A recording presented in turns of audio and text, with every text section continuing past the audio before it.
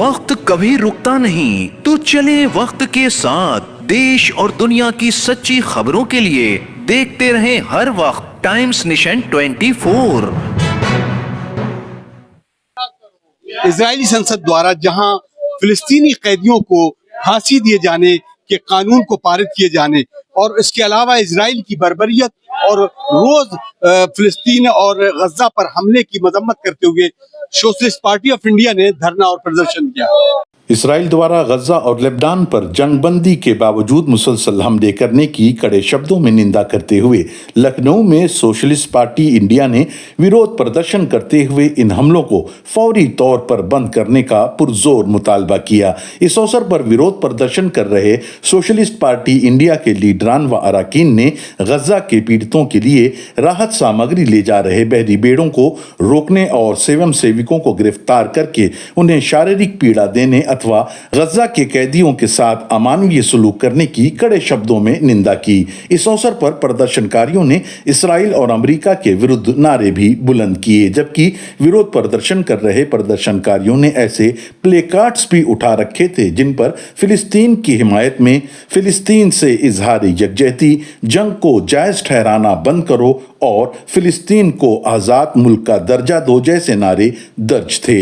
Israel और America की तानाशाही नहीं चलेगी, नहीं चलेगी, नहीं चलेगी। इजराइल की गुंडागर्दी नहीं चलेगी, नहीं चलेगी, नहीं चलेगी। इजराइल की सामाजिक कार्यकर्ताओं के साथ गुंडागर्दी नहीं चलेगी, नहीं चलेगी, नहीं चलेगी। थियागो अविला को रिहा करो, रिहा करो, रिहा करो। सैफ अबू केशक को रिहा करो, रिहा करो, रिहा करो। इजराइल की जेल में 10,000 फिलिस्तीनियों को रिहा करो, रिहा करो, रिहा करो। इजराइल की गुंडागर्दी नहीं चलेगी, नहीं चलेगी, नहीं चलेगी। बेंजामिन नेतन्याहू को गिरफ्तार करो, गिरफ्तार करो, गिरफ्तार करो। इजराइल के रक्षा मंत्री को गिरफ्तार करो, गिरफ्तार करो, गिरफ्तार करो। ये गाजा की नाकेबंदी तोड़ने के लिए गए थे और देखिए इसकी प्रतिक्रिया दुनिया भर में क्या हो रही है। स्पेन तो पहले से ही इजराइल के खिलाफ है।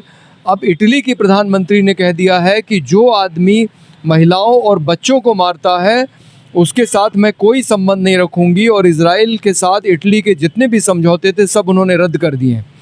स्वीडन के प्रधानमंत्री, डेनमार्क के प्रधानमंत्री, बेलारूस के, फ्रांस के, ये सब जो राष्ट्राध्यक्ष हैं ये इजराइल के खिलाफ बयान दे रहे हैं, इजराइल की निंदा कर रहे हैं जिस तरीके से उन्होंने गिरफ्तार किया है 2 लोगों को।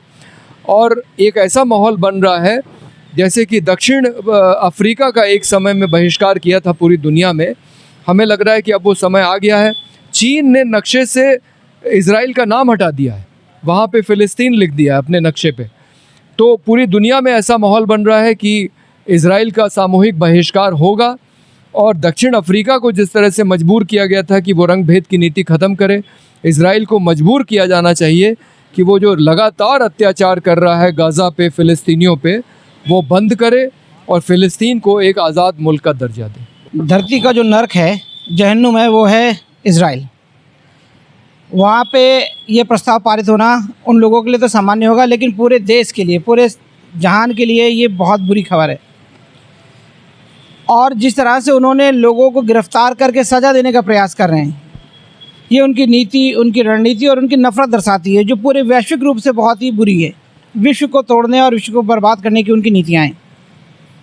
उनके अंदर एक कट्टरपंथी है, जिस कट्टरपंथी के कारण वो किसी को भी अपनी गिरफ्त में लेकर के सज़ा देने का प्रयास करते हैं। आज जिस तरह 2 सोशल वर्कर एक्टिविस्ट को गिरफ़्तार करके उन्होंने, वो भी इंटरनेशनल वाटर पे, जहाँ पे उनका कोई हद नहीं है, जब वहाँ पे जाके गिरफ़्तार कर सकते हैं तो इससे पता चलता है कि उनकी मनमानियाँ बढ़ रही हैं। और इसमें 100% अमेरिका उनका साथ दे रहा है, क्योंकि अमेरिका भी उसी नफ़रत की राह पे चल रहा है। दुनिया और देश को अपने कदमों में झुकाना चाहता है और उससे वो इजराइल की मदद लेता है। तो अभी जो यहाँ पे कदम उठाया जा रहा है, धरना हो रहा है, संदीप पांडे जी ने मुझे इनवाइट करा कि आप भी आकर के हमारे साथ सहयोग करिए।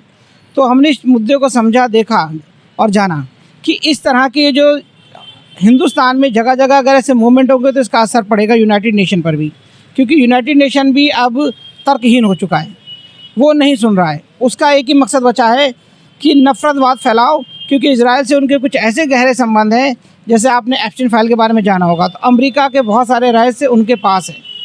अमेरिका उनसे मनमर्जी करवा रहा है। ख़ास तौर से वो धर्म विशेष के लिए नफ़रत फैलाने का काम कर रहे हैं। तो मेरा इस मुहिम में, इस धरने में आने का एक मकसद है कि इस बात को कह सकूं कि इज़राइल जैसा जहन्नुम पूरे संसार में कहीं नहीं। ये जो जुल्म और बारबरियत की इंतहा हो रही है मुसलसल, अभी स्कूली बच्चों पर, फिर पैलेस्टीनियंस पर, मतलब एक कौम को आपने बिल्कुल किनारे कर दिया है एकदम से।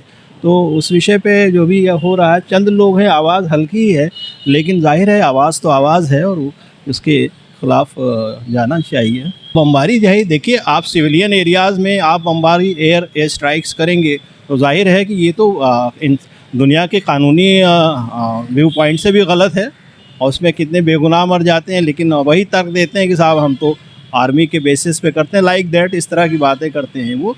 आप इतने सटीक करते हैं तो वो स्कूल कैसे ख़त्म हो गया, या फ़लस्तीन में कितने लोग कत्ल हो गए, तो ये गलत है बिल्कुल। जिस तरीके से इजराइल लगातार फ़िलिस्तीन पे जुल्म करते आ रहा है, या और भी देशों पे, आप लेबनान है और भी तमाम, जैसे ईरान का भी हमने देखा मसला और चल भी रहा है, उस पर दुनिया, जैसे कि तमाम दुनिया के लोग बोल भी रहे हैं, लेकिन उससे उसका फ़र्क नहीं पड़ रहा है। और जिस तरीके से जुल्म जाती हो रही है, तो हमारी ये ज़िम्मेदारी है, तो और तमाम इंसाफ पसंद लोगों की ज़िम्मेदारी है कि हम उसके ख़िलाफ़ हम खड़े हों और आवाज़ उठाएँ। इसराइल के गजा और लेबनान पर जारी हमले का विरोध करते हुए इन प्रदर्शनकारियों ने जुल्म के खिलाफ अपने ऐसे प्रदर्शन को जारी रखने के अज़्म का भी इजहार किया। अदर काज़मी की एक खास रिपोर्ट, टाइम्स नेशन 24 लखनऊ। देखते रहें हर वक्त टाइम्स नेशन 24।